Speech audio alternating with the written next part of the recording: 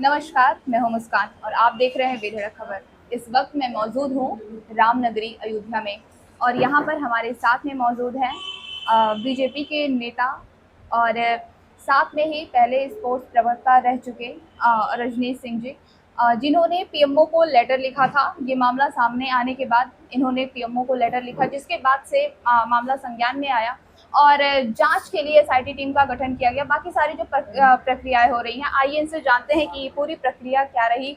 और इन्होंने ये बताइए रजनीश जी, आपने जब पीएमओ को लेटर लिखा था, आपको ऐसा क्या लगा कि आपको लगा कि लिखना चाहिए? आपके पास कोई ठोस सबूत थे उस वक्त? देखिए, देश का सबसे प्रतिष्ठित अखबार है दैनिक जागरण। उसने एकदम स्पष्ट खबर छापी कि राम मंदिर में चढ़ावा की चोरी हुई है। और उसके पहले 2-3 दिन से लगातार विपक्ष के नेता लगातार ट्वीट कर रहे थे, लेकिन मैं उनके ट्वीट को इतना गंभीरता से नहीं ले रहा था, क्योंकि विपक्ष का काम ही होता है कि अनर्गल आरोप लगाना। खास करके राम जन्मभूमि का मामला हो तो राम या हिंदुत्व से जुड़ा हो या भारतीय जनता पार्टी से जुड़ा हो, तो उनका काम ही रहता है अनर्गल आरोप लगाना। क्योंकि मैं एज ए भाजपाई उनको ट्वीट को सिर्फ आरोप के नजरिए से देख रहा था। लेकिन जब देश के प्रतिष्ठित अखबार दैनिक जागरण ने खबर छाप दिया कि वहाँ पे चढ़ावा चोरी हुई है, तब मुझे लगा कि अब मुझे देश के आदरणीय प्रधानमंत्री जी को पत्र लिख करके इसकी क्या एक्चुअल स्थिति है उसके बारे में उनको अवगत कराना चाहिए कि यहाँ पे ऐसी खबरें आ रही हैं, इसकी एसआईटी या कोई इंडिपेंडेंट एजेंसी गठित करके जांच करवा ली।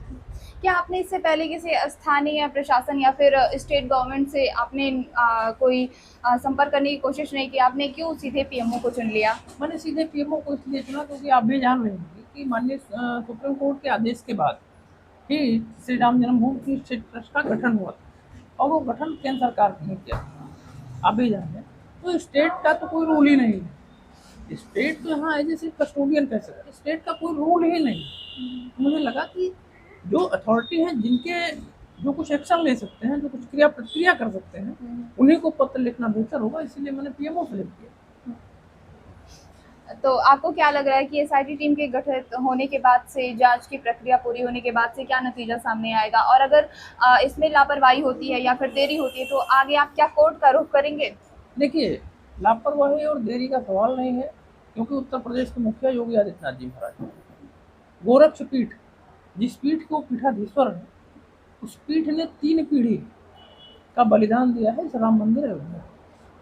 इसलिए लेट का सवाल नहीं है, लापरवाही का सवाल नहीं है, गलत रिपोर्ट आएगी इसका भी सवाल नहीं है।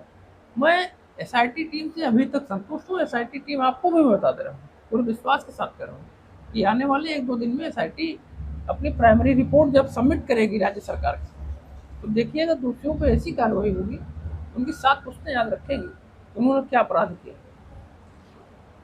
इतनी कड़ी सुरक्षा व्यवस्था होने के बावजूद भी काफ़ी हाईटेक व्यवस्था होती है राम मंदिर में बनने के बाद। आपको क्या लग रहा है कि कहाँ से ये चीज़ें हुई हैं और कैसे ये चोरी सारे वारदात हुए हैं चोरी के? क्योंकि कैश होता है, ऑनलाइन तो कोई करता नहीं है। कैश में इतना बड़ा अमाउंट, 200 करोड़ रुपए चोरी होने की बात कही जा रही है। इतना बड़ा अमाउंट आपको क्या लग रहा है किस तरीके से ले जाया गया और चोरी की गई? देखिए, अभी तो एसआईटी जांच कर रहे हैं, पहले तो एक फिगर आ जाए, हमको पता चल जाए कि कितनी चोरी हुई है। 200 करोड़ की चोरी या हुई है कि 200 रुपए की चोरी हुई है, ये तो जांच के बाद पता चलेगा।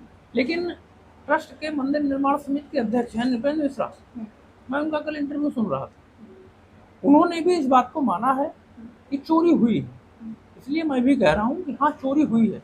कितनी हुई है ये एसआईटी जांच में पता चलेगा। चोरी नहीं होनी चाहिए थी, बहुत दुखद है।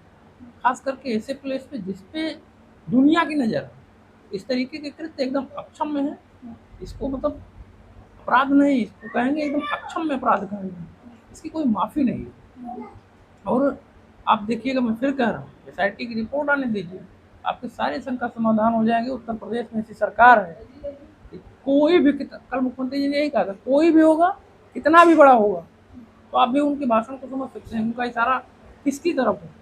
वो किसी को नहीं बख्शेंगे, जो भी दोषी होगा कठोर से कठोर कार्रवाई करेंगे। आपने पीएमओ लेटर में क्या लिखा? आपकी क्या मांगे मुख्य रूप से रही? आप उसके बारे में कुछ विस्तार से बताएंगे? मैंने प्रधानमंत्री जी से यही लिखा। पहले मैंने 2 पत्र लिखे प्रधानमंत्री जी। हम्म। एक तो लिखा था कि जो चढ़ावा चोरी की प्रकरण सामने आ रहा है, इसकी एक इंडिपेंडेंट एजेंसी से जांच करा ली जाए, क्या वो उसको क्लियर कर दिया जाए। उसके बाद जब मैंने देखा कि ये घटना मुझे भी सत्य प्रतीत हुई, तो उसके बाद फिर मेरा मन एकदम जो है खराब हो गया। फिर मैंने दूसरा पत्र लिखा और मैंने उसमें मांग किया कि आदरणीय प्रधानमंत्री जी, जमीन खरीद के समय से लेकर के समर्पण निधि से लेकर के सारी चीज़ों को ऑनलाइन किया जाए, जिससे जो राम भक्तों के मन में एक शंका का माहौल बन गया है। आप भी अगर राम भक्त हैं तो जाहिर सी बात है आपने भी दर्शन किया होगा। मैं आपकी निष्ठा पे सवाल नहीं उठा रहा हूँ, मैं आश्वस्त कर दूँ, आपने भी दान पात्र में पैसा डाला होगा। अब आपके मन में भी ये शंका होगी कि हमारा पैसा मंदिर में लगा है या इन चोरों की जेब में गया है। तो आपकी ही शंका नहीं, अभी पूरे देश की शंका बन गई है। इसलिए मैंने प्रधानमंत्री से मांग किया कि उसको, चाहे वो समर्पण निधि हो जो भी हो, उसको पूरी तरीके से पारदर्शी किया जाए, ट्रांसपेरेंट किया जाए, वेबसाइट पे अपलोड किया जाए, जमीन कितने की खरीदी गई है, कहाँ से खरीदी गई है, कितना पेमेंट हुआ है, कैसे हुआ है, वो सारी चीज़ें एकदम पारदर्शी की जाए। और मैंने कुछ सुझाव भी रखे थे कि डोनेशन ऑनलाइन हो, सारी चीज़ों तमाम सुझाव भी मैंने उस पत्र के माध्यम से दिया है। हम्म। तो आपने जब इस बारे में बात की, क्योंकि राम मंदिर एक बहुत ही भावनात्मक और संवेदनशील लोगों का इससे जुड़ाव है, और आपने जब इस मुद्दे को उठाया तो उसके बाद से क्या आपको कोई राजनीतिक या सामाजिक प्रेशर नहीं झेलने को पड़ा? छोड़िए वो सब बात की बात है। अरे अरे बताइए। राम काज है, राम काज के लिए जो भी दबाव झेलना पड़ेगा, हर दबाव के लिए तैयार है। छोड़िए दबाव, तो आप भी समझ रहे हैं राजनीतिक, छोड़िए उस पर कुछ नहीं कहेंगे। इंतजार करिए रिपोर्ट का, भगवान करे कि रिपोर्ट अच्छी आए, दोषियों पे कार्रवाई हो जाए, नहीं तो ना जाने कितने दबाव हमें झेलने पड़ेंगे या किसको झेलने पड़ेंगे। एक नागरिक के तौर पर सच सामने आने के बाद से आप क्या बदलाव चाहते हैं कि किस तरह की व्यवस्था हो? व्यवस्था ऐसी हो कि आम श्रद्धालुओं के मन में कोई शंका का भाव न रहे। अगर उनको श्रद्धालुओं का हमें विश्वास जीतना है तो श्रद्धालुओं के मन में ये रहे कि मैंने 10 रुपये डाला है तो 10 रुपये मंदिर के लिए इस्तेमाल हुआ है, किसी का कहीं हस्तक्षेप ना हो। आपने बहुत सही बात कही है कि जो दान का पैसा आता है लोग बड़े श्रद्धा भाव से चढ़ाते हैं, लाखों करोड़ों आते हैं यहाँ पे श्रद्धालु दर्शन करने के लिए, और लाखों का वो दान करके जाते हैं, और उनका यही एक अपेक्षा रहता है कि इस दान को सामाजिक कार्यों में, सामाजिक कल्याण में, या फिर मंदिर और ट्रस्ट को उसका विस्तार के लिए इसका उपयोग किया जाए। और उसके बाद से जब ये चोरी का मामला सामने आता है और इस तरह की घटनाएं सामने आती हैं, तो उसके बाद से क्या लग रहा है कि लोगों की श्रद्धा बनी रहेगी? देखिए, राम प्रभु श्री राम के प्रति लोगों की श्रद्धा अटूट थी, अटूट पहले भी थी, आज भी है और आगे रहेगी। जो आप चोरी कह रहे हैं, कुछ लोगों के द्वारा किए गए अपराध से मैं मान ले रहा हूँ, क्योंकि नृपेंद्र मिश्रा जी ने भी कह दिया कि हाँ चोरी तो हुई है। कुछ लोगों के द्वारा किए गए अपराध से राम के प्रति, प्रभु श्री राम के प्रति आम जनमानस की, आम श्रद्धालुओं की आस्था में कतई कोई कमी नहीं आएगी। हाँ, लेकिन जिन्होंने अपराध किया है उनको आत्मचिंतन करने का समय है कि उन्होंने किस जगह पे बैठ करके कैसा कृत्य कर दिया है कि उनकी बदनामी, उनके साथ साथ प्रभु श्री राम की मंदिर के प्रति श्रद्धालुओं के मन में जो नकारात्मक भाव कथित तौर पे बन रहा है, मुझे लगता है SIT आने के बाद क्लियर हो जाएगा, संतुष्ट हो जाएंगे सारे राम भक्त, और कहीं किसी के मन में कोई वो नहीं रह जाएगा।